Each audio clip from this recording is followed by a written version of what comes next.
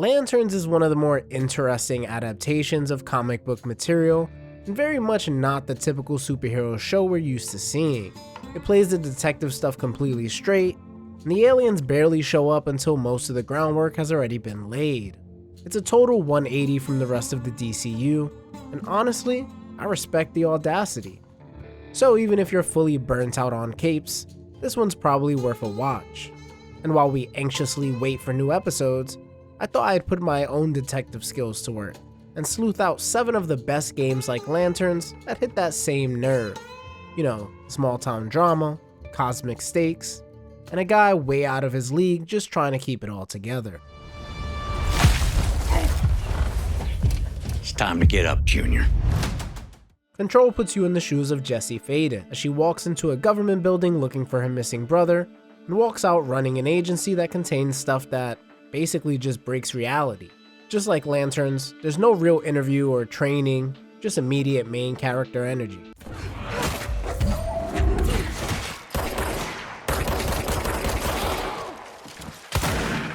The agency in this game treats the impossible like everyday paperwork, very calm and bureaucratic, which is exactly the tone Lanterns goes for with its just another case murder that ends up spiraling into something ancient and cosmic.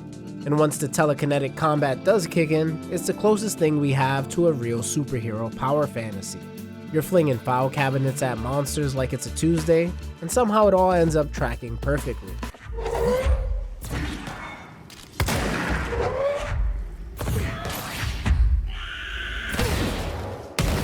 The game also leans hard into that unsettling government conspiracy vibe that's so popular in a lot of media. Redacted files, hallways that don't obey physics, basically what you'd get if the X-Files had an HR department. It also features some of the most genuinely great performances in a video game, making it worth a recommendation if you haven't checked it out already. That was awesome. Trading government buildings for something a lot more claustrophobic, a collapsing oil rig in the North Sea. Still Wakes the Deep puts you in the boots of Kaz, an electrician just trying to survive 1975 when the crew drills into something that should have stayed buried. Spoiler alert, nobody on this rig is gonna have a good time. What the fuck? I can hear it. What you did? Then you get close to that. Come back and say. That's because there's no weapons, no powers, and no cheat codes. Just you, a dying structure, and something that used to be your coworkers. Your only tools are stealth, panic, and really good running shoes.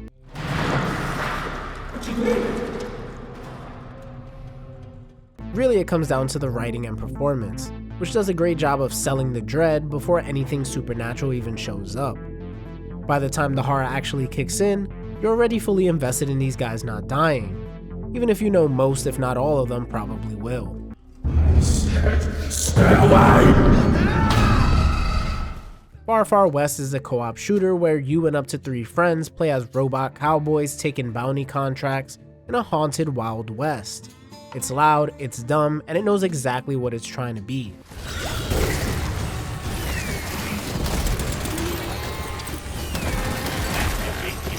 With that in mind, the connections are more vibes than actual plot. A rural frontier where something's clearly wrong underneath it. Lanterns does the same thing when it comes to its haunted heartland, just with a lot more brooding and a lot less shooting. This is basically what would happen if you took that premise, gave it a shotgun, and told it to have some fun.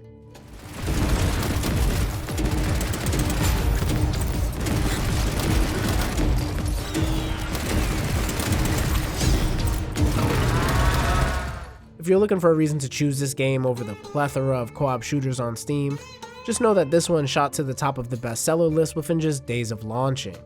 It's still being supported today with new content, even if the devs have yet to add a yeehaw button, but you know, that's a separate matter for a separate time.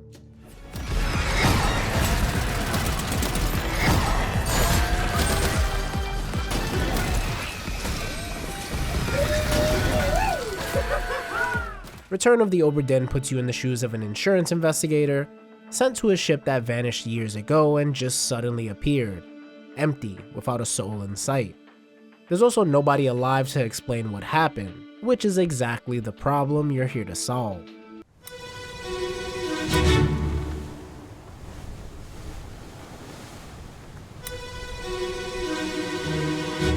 This is done by using a supernatural pocket watch that lets you relive each crew member's final frozen moments. There's no combat, no action, just patient deduction. You're basically building a murder board in your head, one death at a time.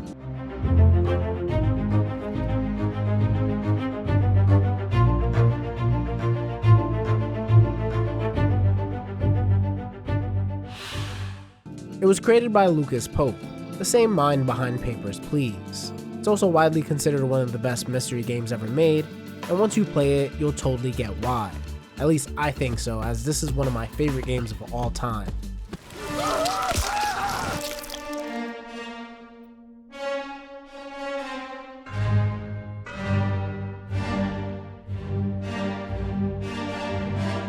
This next game has to be the weirdest pick on this list, and I say that with total affection. In Paradise Killer, you take on the role of an exiled investigator solving the murder of a mysterious council on a neon island where people are trying to resurrect alien gods. It's part detective game, part fever dream, and somehow both halves work together. The island is full of sinners. The gods are displeased. The Lantern's connection is almost embarrassingly clean. A murder that's just really a cover for something ancient clawing back into the world. The gods want it back in, and nobody bothered telling the detective. Isn't that how it always goes? Investigation. The whole thing runs on a synthwave, city pop soundtrack that makes the investigation feel like a dream you don't want to wake up from. The vibes alone would carry this game, but the mystery underneath holds up too. It's proof that you can pair neon and nihilism, and somehow make it work.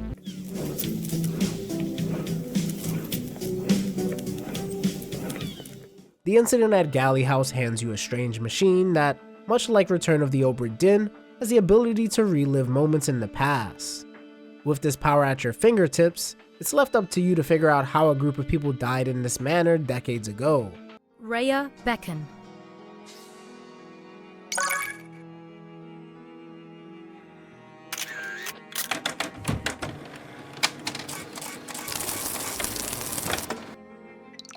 Just like Lanterns, you're not present for the event itself. Instead, you're piecing it together after the fact, one echo at a time, with every answer just detonating into 3 more questions that you're not sure how to figure out.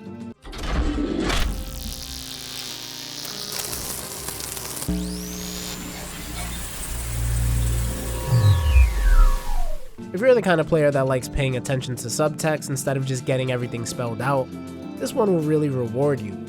And it's from the same minds behind another great mystery game, The Root Trees Are Dead, so the pedigree definitely checks out. Oh my! Bloody devil. Is he alright? He's not breathing.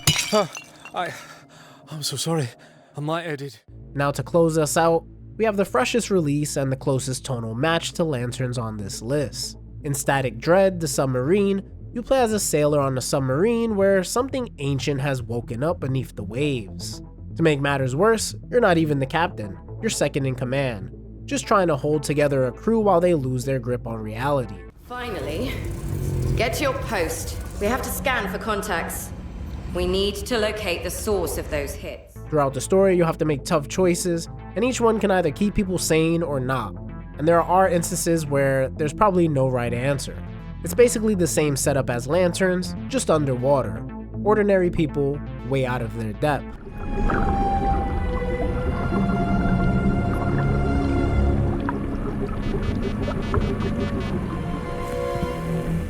Early reviews are already praising how it balances crew management with pure dread, and considering it just came out a few weeks ago, I'd recommend getting a jump on it now before someone online inevitably spoils the story.